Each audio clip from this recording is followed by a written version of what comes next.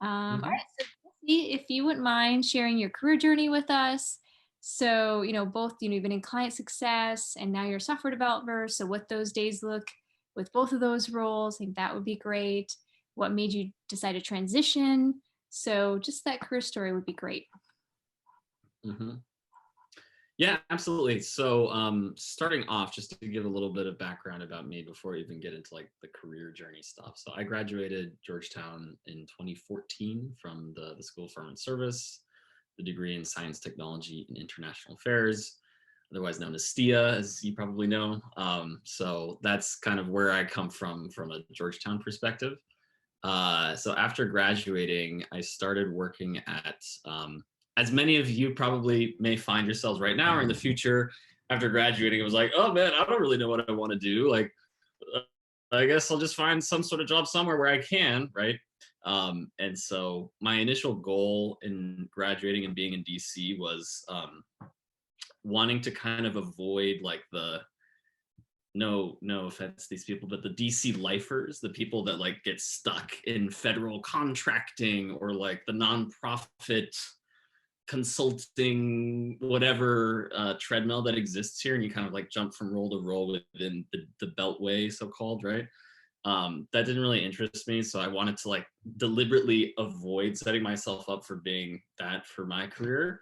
And so I figured that probably meant that I needed to go into the private sector in some sense, and start somewhere where I get like a general, business experience of some kind. So obviously, beggars can't be choosers. Is when you're coming out of undergrad. Oftentimes, you don't have like whatever you want, right? You just sort of land where you land and make the best of it. So I started out at a company that was really a fantastic opportunity for me, which was called Social Tables. Some of you may or may not have heard of it. And so it was actually founded by a Georgetown alum as well, Don Berger, who he occasionally gives talks related to Georgetown. So it's possible you've come across him at some point. Yeah, and my starting role there was customer success manager, right? And so for those who aren't familiar with what that means, basically it's like you onboard new customers, and then in this case there were like hotels, event venues, convention centers, places that have event space, pretty much.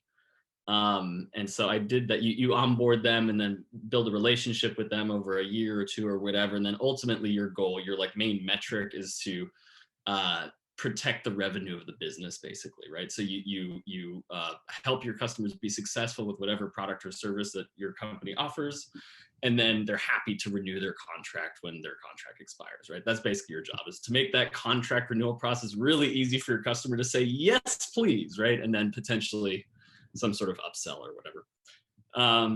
So I spent a few years in that role and kind of touched it was like a startup of 100, less than 100 people when I joined. So it was kind of dynamic, and there's not like a specialized person for every possible task that you can imagine. So you have a lot of opportunities in startup spaces like that to um, volunteer, or your boss asks you to do certain things or tasks or roles or whatever that you wouldn't necessarily normally do in a larger company.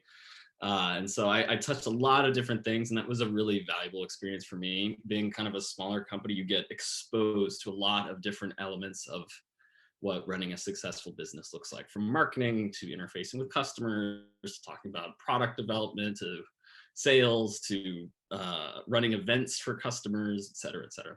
So it was like 3-ish years in DC. And then ultimately, I got an offer from another company to move to New York and then start as kind of their head of customer success.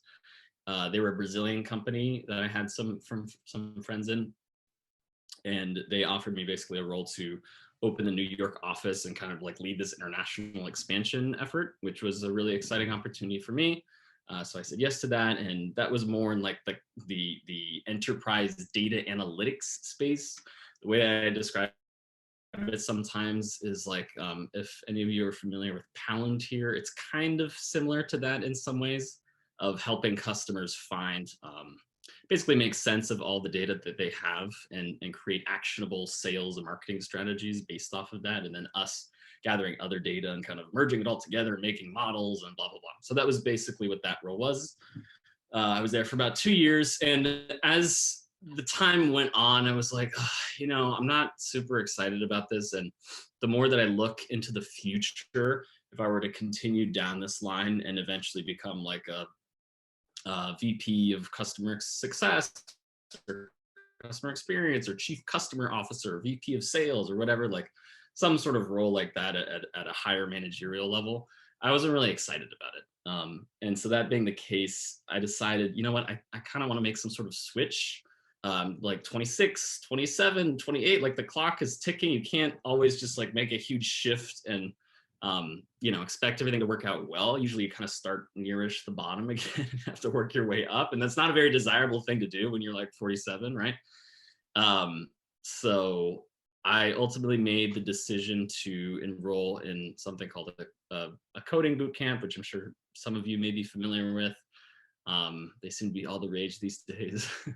And so long story short, it was called App Academy, and it was about 4 months long, and was really a full-time learning experience to get familiar with various foundational coding things, specifically Ruby and JavaScript and some other things, with the ultimate goal of landing a junior level software engineer job. And so after an extensive search, I want to make sure that this is clear. After like 6 months or so of like focused job search that started in mid-March, which was like the worst time ever to be on the job market as the pandemic hit the world and like people were getting laid off and this and that, just like very turbulent time for any job seeker or employer. I was ultimately offered a job at Tesla as an associate software engineer. And so that's where I am now at Tesla. I live in San Francisco currently. So that's kind of the journey in a nutshell. Hope that was interesting or helpful or That straight was up. great. Well, so, I mean, obviously, like you're saying, like during a pandemic, Tesla obviously has like a applicant pool is super competitive. So what do you think it was that made you stand out? And any advice that you'd give to the students here in terms of that application process? Uh, just like application processes generally. Or just like what do you think it was that made you stand out with what would be an obviously competitive candidate pool? Well, I'll start by saying that having a referral anywhere is helpful. And I think that's especially true at smaller or mid-sized companies where um, referrals can get like shared via email sometimes rather than like getting lost in a giant HR software.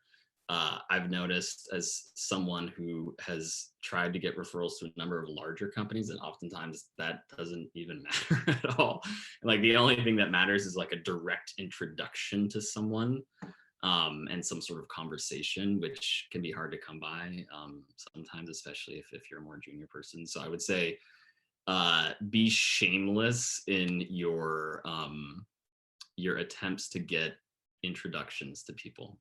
And the other thing with that, like being totally shameless isn't a good strategy. Like you should have something to offer, I think, which again can be a hard thing to do if you're in a junior position. I've thought about this a lot and I still can't think of something that consistently is great for this, but this isn't, I don't think, new advice to people, but when entering any sort of relationship with somebody, whether it's business or just like somebody you meet at a networking event or whatever, it's always valuable to offer something in addition to asking for something, and lead with the offer first, right? So a really simple example of this could be you look at their website and you see that like some of the content is out of date or whatever. I used to do this sometimes as like a one way of approaching this and just saying like, hey, like I'd love to update this, or I noticed that this was slightly incorrect and like maybe I could have more context to this in your website. Websites are usually a good place where people forget to update stuff, or like it's inaccurate in some way, or like maybe you can think of something totally new that would be great for them. So like leading with something like that while also being somewhat shameless and aggressive can be valuable. Obviously, it doesn't always work out, and you will many times get ghosted, or people just won't respond, or whatever. But I think that can be helpful. Yeah, and I mean, I would add that I do think a lot of alums just want to help other alums. So if you start with alums, it's Very true. a little bit easier. Well, so my last question, and then this is a small group, so let's feel free to ask your questions. Is just what you enjoy. You haven't been at Tesla very long, but what you enjoy the most about working there, and what you're working on, if you can tell us. Yeah. Well, I'll start by saying that it's been a unique experience starting at any company remotely, right? I hadn't had that experience before. Um, so it's a little bit of a different experience where you're not like, seeing your coworkers face to face, or just like having casual conversations like over lunch or whatever. So that has been kind of a unique wrinkle to the experience so far, and I'm sure that's not unique to just Tesla, but any company that you were to start at. Um, so the question was, what have I enjoyed the most so far? Uh,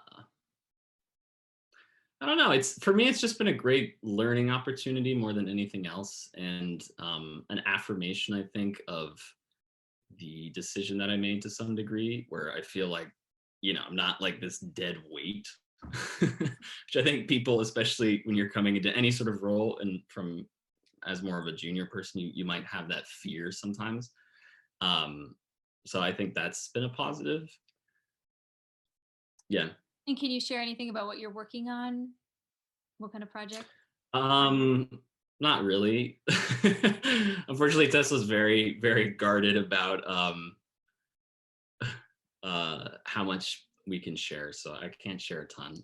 But yeah, I work on software. I'll leave it at that. Okay, totally understandable. All right, well, I'm going to stop the recording now.